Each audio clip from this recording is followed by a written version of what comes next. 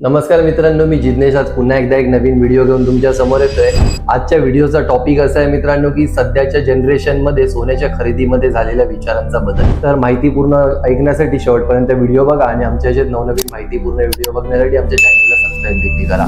जसं की आत्ताच्या जनरेशन मध्ये आपण सोन्याची खरेदी करत असतो तेव्हा आपण सोनाराला शक्यतो विचारत असतो आता सोन्याचा दर वाढणार आहे का कमी होणार आहे। हे लोक पूर्वी देखील विचारायचे आणि पूर्वी सोन्याच्या दरामध्ये एक छोट्या प्रमाणात वरखाली व्हायचं, असं फास्ट मुवमेंट होत नव्हते इतक्या। पण आता ज्या एकदम फास्ट मुवमेंट असतात, सोन्याचा दर कधी वाढतो कधी अचानक एकदम खाली येतो, ह्या कन्फ्युजन मध्ये ना आजचे जनरेशन बऱ्यापैकी सोन्याला देखील शेअर मार्केट सारखं प्ले करायला जातात। सोनं खरेदी करतात, त्याच्या मागे त्यांचा इंटेन्शन असते एक शॉर्ट टर्म मध्ये आपला प्रॉफिट बुक करायचं आणि लगेच त्यातून एक्झिट करायचं। पण मित्रांनो, हे शक्यतो आहे ना करणं खूप फिकल्ट आणि चांगली गोष्ट नाही आहे। त्यातून तुम्हाला लॉस होण्याची चान्सेस आहे आणि ह्याच्यातून खूप जण असतात जे कुठून ना कुठून पैसे जमवत असतात या कोणाकडून तरी पैसे घेत असतात या EMI करत असतात, त्यामुळे त्यांना त्याच्यात भरपूर नुकसान जास्त होत असतं। पूर्वीच्या काळी जर तुम्ही बघाल जसं की आई वडिलांची आजोबा या पणजोबा ही लोक जेव्हा सोन्याच्या दागिन्यांची खरेदी करत होते तर एक्झॅक्टली ती लोक कसे खरेदी करत होते जर तुम्ही ह्या गोष्टी तपासून पाहाल ना तर पूर्वी आपले जेव्हा पूर्वज सोन्याच्या दागिन्यांची खरेदी करत असतात ना ते कधीच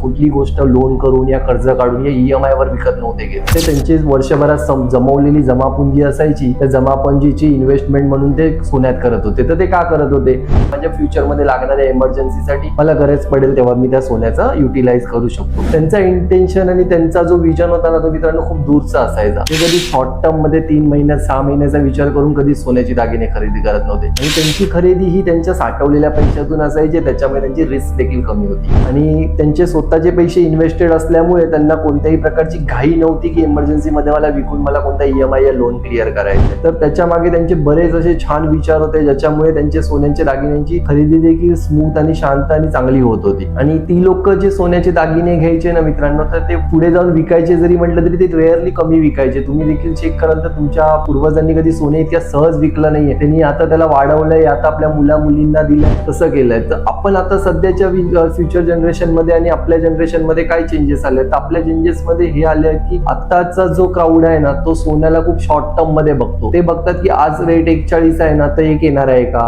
160 होणार आहे का, 180 कधी होणार आहे, 6 महिन्यात 180 होणार आहे का। तर त्यांना कोणतरी मार्केटमधून इन्फ्लुएन्सर या कोण तज्ञ सांगत असतात की नाही रेट 180 जाणार आहे, 6 महिन्यात त्या रेट 2 लाख जाणार आहे। तर ती लोक कुठेतरी EMI करून लोन करून फटाफट घाईमध्ये सोनं घेतात आणि मग ते सोन्याचा भाव तितक्या महिन्यामध्ये वाढला नाही या कमी झाला तर ते स्ट्रेस मध्ये जातात आणि मग ते सोनं विकतात आणि प्लस लॉस मध्ये देखील असतात। तर ह्या गोष्टीपासून वाचायचं असेल ना मित्रांनो तर सोन्याची खरेदी करताना कधी पण एक गोष्ट लक्षात ठेवा, सोन्याची खरेदी तुमच्या असलेल्या सेव्हिंग्स मधून करा। शक्यतो तुम्हाला जितकं होईल तितकं ऍडजस्टमेंट करून तुम्ही तुमच्या असलेल्या सेव्हिंग मधून जर सोन्याची खरेदी केलं असेल ना तर कधी स्ट्रेस होणार नाही। जर तुमचं विजन तितकं असेल तर नक्कीच तुम्हाला सोन्याच्या खरेदीमध्ये फायदा होईल। आणि आत्ताच्या जनरेशन मध्ये चेंजेस आला आहे, ह्यांनी एकदा पास्ट आणि हिस्ट्री एकदा स्टडी केली तर नक्की त्यांना या गोष्टीचा फायदा होईल। आणि नंदनवन कायम तुम्हाला सजेस्ट करेल की लोन या EMI करून सोन्याचे दागिने कधीच घेऊ नका, जेणेकरून तुम्हाला त्रास होईल।